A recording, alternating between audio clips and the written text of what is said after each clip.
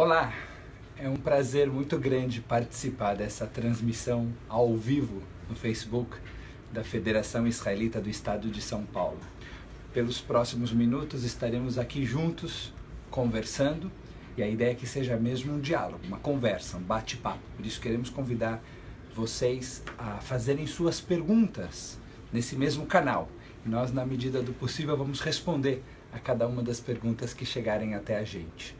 O assunto nosso agora é o Shabat. Como falta pouco tempo para o início do Shabat, nós vamos aproveitar essa oportunidade para conhecer um pouquinho melhor a origem do dia de descanso do povo judeu, entender um pouco melhor de onde veio a noção de que nós, judeus, no 7º dia da semana, paramos nossas atividades, descansamos e dedicamos esse dia à comunidade, ao estudo, à reflexão. Por isso vai ser uma alegria muito grande estar com você nesses próximos minutos. Façam suas perguntas e acompanhem conosco. A ideia do Shabat surgiu na Torá, surgiu na Bíblia hebraica. Nós realizamos o Shabat em lembrança de 2 eventos bíblicos. Nós realizamos o Shabat para nos recordarmos da criação do mundo, Zikaron Lemaaseh Bereshit, nós dizemos durante o nosso Kiddush, durante a santificação do vinho, e nós também fazemos o Shabat para se lembrar da saída do Egito, Zecher Letziat Mitzrayim. Então, esses 2 eventos constitutivos da memória coletiva dos filhos de Israel e, portanto, do povo judeu, são os eventos que deram origem à ideia do Shabat. A criação do mundo, por um lado, e a saída do Egito, por outro. Mas ainda não sabemos o que a Torá espera de nós do ponto de vista prático, como esse dia deve ser lembrado, como esse dia deve ser recordado. E sobre isso, a Torá nos diz muito pouca coisa de maneira expressa. Foi necessário o Talmud, foi necessário aquele grande livro de interpretações rabínicas para se descobrir como colocar essa ideia teórica de um dia de descanso em prática. Como nós, judeus, devemos nos comportar nesse dia? O que é permitido e o que é proibido? A Torá não traz de maneira expressa as proibições do Shabat. A Torá não diz de maneira clara o que espera de nós. Então os rabinos fizeram um exercício de hermenêutica, de interpretação, e fizeram uma relação entre o Shabat e o Mishkan, e o santuário, e o tabernáculo. E identificaram 39 diferentes grupos de proibições, o que em hebraico é conhecido como Lamed Tet Melachot. E essas 39 proibições se transformaram em categorias de coisas que nós somos proibidos de fazer nesse dia. Para citar um exemplo, escrever. A escrita foi um dos processos utilizados na construção do Mishkan, do tabernáculo, então a escrita se transformou em proibida no Shabat. A partir desse exercício de interpretação, o Shabat foi ganhando corpo, foi ganhando forma, até chegar no que chegou nos dias de hoje. Vamos falar um pouco do Shabat nos dias de hoje. Algumas atividades estão muito relacionadas ao dia a dia da semana, ao corre-corre do nosso trabalho. E deixar de realizar essas atividades faz com que esse dia seja realmente um santuário, faz com que esse dia realmente seja diferente.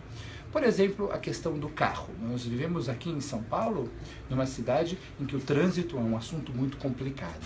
E pegar trânsito e ficar no carro é algo que nos estressa.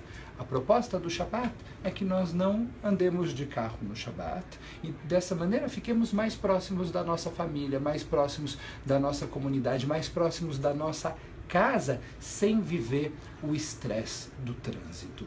Outra questão é a questão de compra e venda. Nós vivemos numa sociedade que estamos o tempo inteiro comprando alguma coisa, vendendo alguma coisa, e vem o Shabat e nos propõe, na contramão daquilo que estamos acostumados a fazer, que nós nesse dia não usemos dinheiro. Nós paremos de comprar ou vender qualquer coisa e dessa maneira estejamos mais próximos da nossa família e da nossa comunidade. Mais uma vez, como? Estudando, rezando, jogando jogos, passeando, andando. Muita coisa que pode ser feita nesse dia para que a gente fique mais perto das pessoas que a gente ama. Mas eu gostaria de citar em especial a questão da tecnologia. Hoje nós estamos vivendo uma era em que nós não conseguimos ficar 5 minutos sem olhar para o nosso celular. O dia a dia faz com que a gente esteja o tempo todo preso no que está acontecendo, e a tecnologia é algo muito positivo, é algo fantástico. É graças à tecnologia que a Federação Israelita do Estado de São Paulo está fazendo possível essa conversa, esse encontro. Então a tecnologia é algo positivo. Mas existe um outro lado da tecnologia, que é algo que justamente nos escraviza, nos prende, nos impede de interagir com as pessoas à nossa volta. Outro dia fui procurado por uma família que me falou: Rabino, estou muito preocupado, os nossos filhos ficam no celular o tempo todo. Nós pegamos uma estrada para viajar e então eles ficaram no banco de trás o tempo inteiro mexendo no celular. E uma hora nós perguntamos: filhos, por que vocês não conversam um com o outro? E sabe o que eles responderam? Eles responderam: nós estamos conversando um com o outro. Estava cada um no seu celular clicando e conversando dessa maneira um com o outro no banco de trás do carro. Então, falamos que a tecnologia é algo positivo, mas às vezes a tecnologia nos afasta das pessoas queridas à nossa volta. Eu gostaria de propor para você uma experiência. Tente ficar um pouco longe do seu celular no Shabat. É algo que para mim pessoalmente enriquece demais a minha experiência do Shabat. Se não for possível que você fique durante todas as 25 horas do Shabat, faça isso pelo menos no jantar de Shabat. No jantar de Shabat com a família, deixe o seu celular desligado, deixe o celular de lado e dessa maneira olhe no olho das pessoas mais importantes da tua vida. Tenha uma oportunidade de conversar com elas. Permita que o Shabat seja um dia de interação sem a mediação da tecnologia, que a gente possa estar pertinho um do outro diretamente. Isso um pouco então sobre as proibições do Shabat e o espírito do Shabat, que, como dissemos, tem origem na Torá. Agora, como nós sabemos também, cada semana nos convida a avaliar um trecho diferente da Torá, conversar sobre um assunto diferente da Parashá. E eu gostaria de aproveitar essa oportunidade de nós conversarmos há pouco tempo do início do Shabat e falarmos um pouquinho sobre Hayei Sarah, sobre a Parashá dessa semana.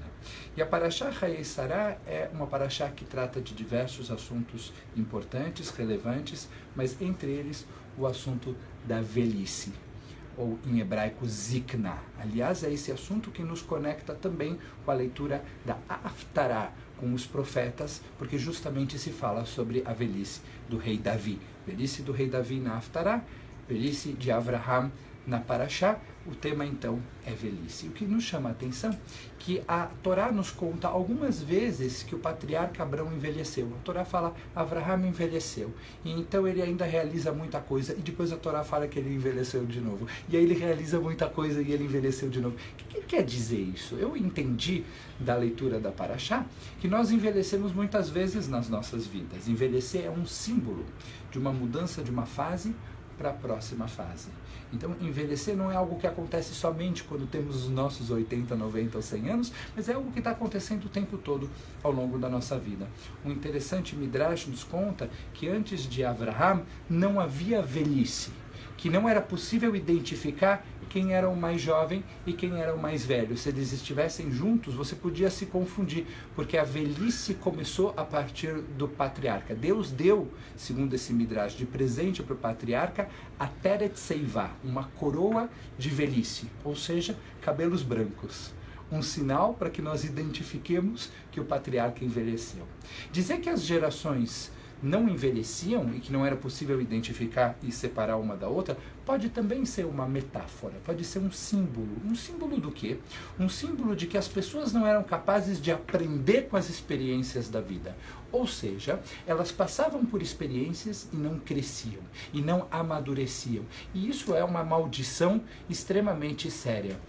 Que nós saibamos reconhecer que nós envelhecemos diversas vezes ao longo da vida e que nós saibamos também aprender com cada uma das experiências da vida. As experiências difíceis e boas estão aí para que nós possamos amadurecer e crescer. E essa é uma das mensagens importantes da Parashá dessa semana. Parece que está chegando a nossa primeira pergunta e nós vamos ler para vocês, para que nós possamos responder junto com vocês. Então, o Adson Monteiro fez a primeira pergunta, que é: como fica o Shabat em Israel depois dos incêndios? Adson, você traz uma pergunta que nos dá a oportunidade, em primeiro lugar, de nos solidarizarmos com aquelas milhares de pessoas que foram retiradas de suas casas em função dos incêndios. Aquilo que aconteceu essa semana em Israel nos deixou extremamente tristes, em função do clima extremamente seco, em função de ventos fortes, criou-se uma oportunidade para que os incêndios se espalhassem de uma maneira muito forte em Israel, fazendo com que em muitas cidades uma parte importante da população tivesse que ser retirada de suas casas. Israel teve que se mobilizar de uma maneira muito intensa para poder controlar esses diversos focos simultâneos de incêndio, apagar o incêndio, principalmente preservar a vida e as pessoas, os animais, enfim, todo Israel. Então estamos muito tristes e nos solidarizamos com essa situação dessa semana de Israel. Pedimos a Deus para que esses incêndios sejam logo controlados e que realmente não haja mais vítimas em Israel e em nenhum lugar do mundo. Então o Shabat, sem dúvida nenhuma, nesse contexto dos incêndios, é uma oportunidade de reflexão, é uma oportunidade de reza, de oração, de solidariedade, de pensar nas pessoas que passam por momentos difíceis e rezar para que essa situação seja controlada. Obrigado pela pergunta. Tem muitas pessoas mandando perguntas e essa é uma oportunidade de agradecê-las nominalmente. Tem gente até da minha família que eu estou vendo. Agradecemos a você, Manuel Santiago, Cláudio Pereira, Sara Guedanque, minha tia, Carlos Póvoa, Roseli Franco, João Carlos, Ana da Costa, Maria Coelho, Rodrigo Filho, Adeudson. Gente, acho que a transmissão da Federação Israelita está sendo um sucesso e está sendo um prazer muito grande participar disso. Aqueles que não estiveram conosco no começo, nós queremos lembrar vocês que essa é uma transmissão promovida pela FISESP, pela Federação Israelita do Estado de São Paulo, que acontece a poucos minutos antes da entrada do Shabat, portanto nos traz a oportunidade de falar um pouco sobre o significado do Shabat de forma interativa. Você pode e deve nos fazer perguntas para que nós possamos responder aqui, ao vivo, pelo Facebook. Chegou mais uma pergunta e a pergunta é do Marcos Filho. Quem não é judeu pode respeitar o Shabat? Boa pergunta, Marcos. Se você prestar atenção, a Torá não foi entregue em Jerusalém. A Torá também não foi entregue em Israel. A Torá foi entregue no deserto. Qual que é a mensagem que existe numa Torá que é entregue no deserto? A ideia é que ela não é especificamente só do povo judeu. Ela é de todos aqueles homens e mulheres que decidirem abraçar a sua mensagem e seguir o seu caminho. Então, nós judeus nos sentimos obrigados a cumprir a Torá, mas aqueles não judeus que por livre e espontânea vontade decidem se inspirar na mensagem ética da nossa Torá, que o faça. Não existe nenhuma proibição que alguém que lê a Torá, que estuda a Torá, que se aprofunda na Torá e que gosta dos seus mandamentos, das suas leis, da sua ética, abrace esse caminho e siga esse caminho. Obrigado pela pergunta. Então, o Shabat, como vínhamos falando, é esse dia maravilhoso, esse dia especial, esse dia que proporciona um encontro que o resto dos dias da semana não proporciona. É um encontro que nós deixamos de lado a atividade produtiva e abraçamos o dia de contemplação, o dia de reconhecimento daquilo que nós somos, daquilo que nós temos. Nós olhamos à nossa volta. Eu gosto da comparação de um pintor que está pintando um lindo quadro e que às vezes precisa dar 1, 2 ou 3 passos para trás para contemplar sua obra. E então ele volta a pintar. O Shabat é essa oportunidade semanal de dar alguns passos para trás, olhar a obra das nossas vidas, avaliar o que está caminhando bem e o que deve ser reforçado e aquilo que eventualmente merece ser redirecionado e então voltar a pintar. Mas é um dia que nós não pintamos fisicamente e também não pintamos metaforicamente, porque precisamos dessa pausa para olhar para as nossas vidas e então retomar as atividades. Temos mais perguntas. Dessa vez, quem nos pergunta é o Felipe Santos. A pergunta do Felipe é: por que se usa a kippá? Boa pergunta, Felipe. Hoje, se você observar, eu estou com uma kippá da cor laranja, que eu coloquei somente para combinar com a minha gravata. E a kippá é um símbolo judaico que nos recorda constantemente da presença de Deus sobre nós. É um costume, não está na categoria de mitzvah, de lei, tanto que nós não dizemos uma bênção ao colocar a kippá, mas é um costume que se difundiu muito fortemente dentro do povo judeu. Em algum momento histórico se usava a kippá principalmente no momento da oração e no momento da refeição, porque a refeição judaica é também um momento de oração, então se usava a kippá só para comer e só para rezar. Hoje em dia os judeus religiosos, observantes, sejam eles de qualquer corrente, reformistas, conservadores, ortodoxos, usam a sua cabeça coberta, pelo menos na hora de rezar e de comer, e muitos deles usam o tempo todo como eu faço. Temos mais pergunta. Quantos dias tem o Shabat? O Shabat, na verdade, é um único dia. O Shabat é o sábado. Mas no calendário judaico, por ser um calendário lunar, nós começamos tudo na véspera. Então, o sábado começa na sexta-feira à noite. Na sexta-feira, quando o sol se põe, tem início o Shabat. E o Shabat termina no sábado, um pouco mais tarde do que ele começou na sexta-feira, mais ou menos 1 hora mais tarde do que ele começou na sexta, quando surgem 3 estrelas médias no céu. Quando no céu já é possível divisar, perceber 3 estrelas, é sinal que o Shabat acabou, terminou. A Federação Israelita todas as semanas manda um post pertinho do horário do Shabat para lembrar a todos o horário de acendimento das velas e o horário de término do Shabat. Você pode acompanhar nos posts da Federação para saber qual é o horário exato dessa semana, das semanas anteriores, e seguramente serão divulgados os horários das próximas semanas também, para saber direitinho quando começa e quando acaba o Shabat. Mas é um único dia. Próxima pergunta: qual é o papel da mulher no Shabat? E essa é uma pergunta da Ana Paula. Ana Paula, o papel da mulher é como o papel do homem. O papel da mulher no Shabat é um papel de estar próxima da sua família, de agregar a família, de reunir a família. No século XXI, em que nós pais temos também o privilégio e a oportunidade de cuidar de nossos filhos de perto, eu tenho 2 filhas, a Tamar e a Naomi, e eu também tenho o privilégio de participar muito de perto da educação delas. É difícil dizer alguma função da mulher no Shabat que seja muito diferente da função do homem. Tanto homens como mulheres, tanto pais como mães, têm a oportunidade de transmitir para os seus filhos essa atmosfera gostosa do Shabat. Como a gente faz isso? Nos detalhes. Colocando uma roupa diferente e bonita para o Shabat, cozinhando uma comida caprichada para o Shabat, colocando uma toalha bonita na mesa do Shabat. Então a toalha bonita, a roupa bonita, a comida caprichada criam uma atmosfera. Essa atmosfera é criada por pais e mães, para transmitir para os filhos a importância, a relevância desse dia sagrado, desse dia importante do Shabat. Vamos pegar mais pergunta?